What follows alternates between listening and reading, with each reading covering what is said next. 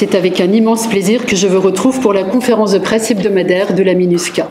Que vous soyez ici dans cette salle à Bangui ou à l'écoute de Radio Guira FM, soyez les bienvenus. Je vais dans un premier temps revenir sur la réunion du Conseil de sécurité consacrée la semaine dernière à la République centrafricaine. Comme vous le savez, une telle réunion se tient chaque 4 mois à l'occasion de la présentation du rapport du secrétaire général sur la situation en Centrafrique. Valentine Rugwabiza, la représentante spéciale du secrétaire général pour la République centrafricaine, a présenté le rapport aux 15 membres du Conseil de sécurité en mettant l'accent sur différents points que je vais détailler ici. En premier lieu, l'accord politique pour la paix et la réconciliation, RCA, qui a été présenté par la représentante spéciale comme le seul instrument politique pour la paix et la réconciliation en République centrafricaine. La MINUSCA soutient la mise en œuvre de l'accord à plusieurs titres.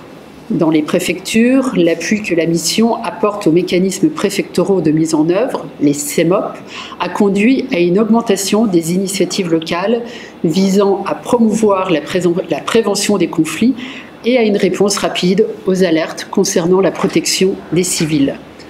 Un autre volet est celui de la promotion d'une transhumance apaisée et prospère, avec le soutien de la mission aux décisions prises lors de la conférence nationale de haut niveau qui s'était tenue le 13 mai dernier. Ceci inclut l'organisation de conférences qui sont actuellement en cours sur l'ensemble du territoire, mais aussi des activités qui contribuent à prévenir les conflits, à renforcer progressivement la sécurité des couloirs de transhumance par les forces de sécurité intérieure et à promouvoir la coopération transfrontalière.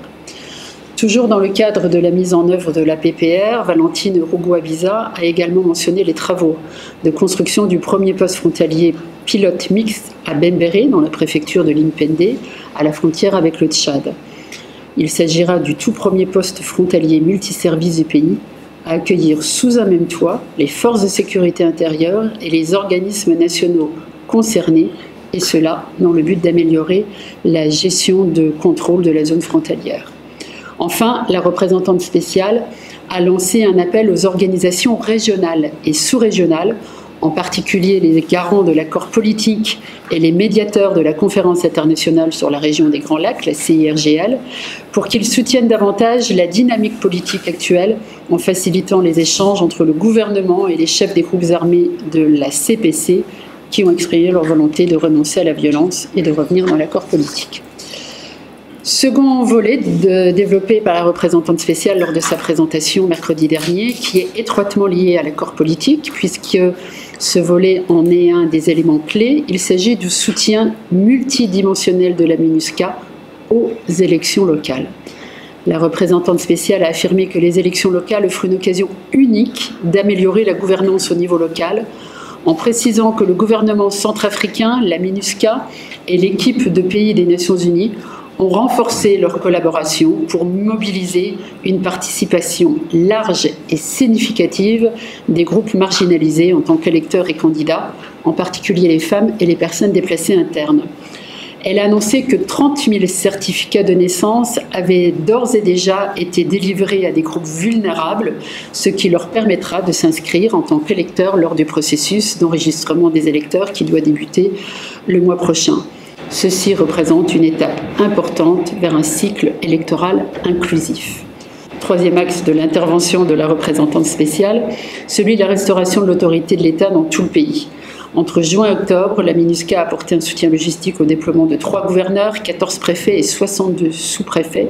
Et pendant la même période, elle a renforcé les capacités de 2500 fonctionnaires afin d'améliorer la fourniture des services de base. La mission a aussi consacré des ressources considérables pour créer des conditions de travail acceptables pour les fonctionnaires déployés dans des zones reculées en construisant ou réhabilitant 50 installations administratives au cours des 2 dernières années.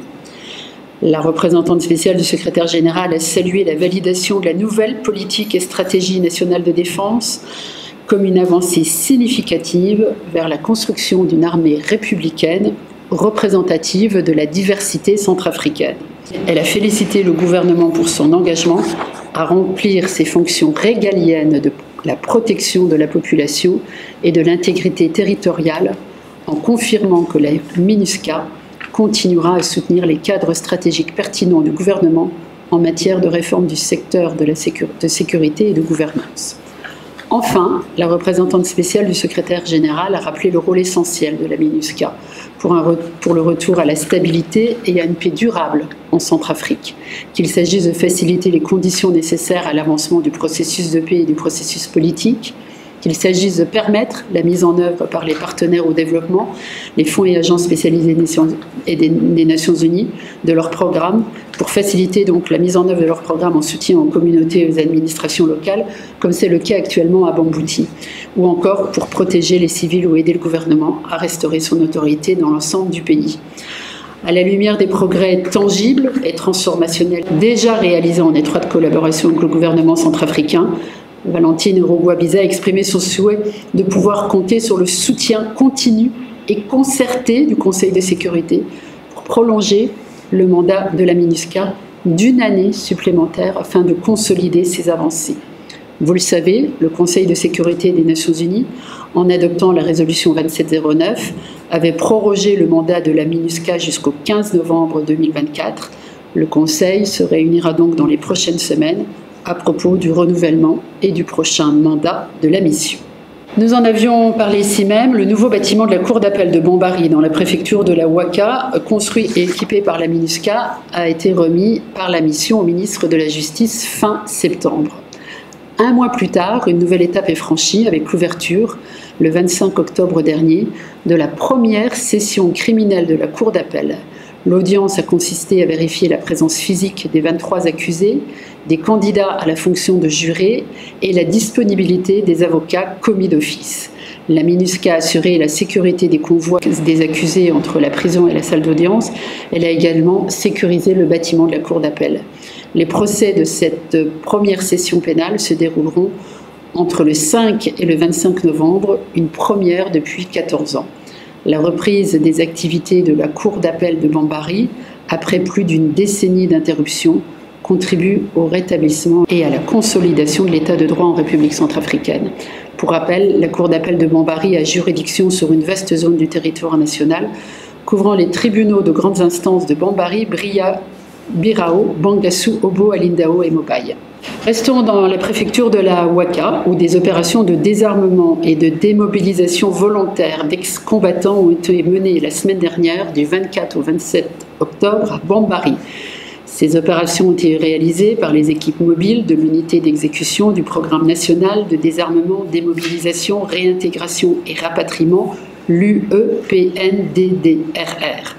105 ex-combattants se sont volontairement rendus à l'UEPNDDRR et 98 armes et 3500 munitions ont été collectées. Donc 105 ex-combattants qui se sont rendus, 98 armes et 3500 munitions collectées pour l'opération de Bambari.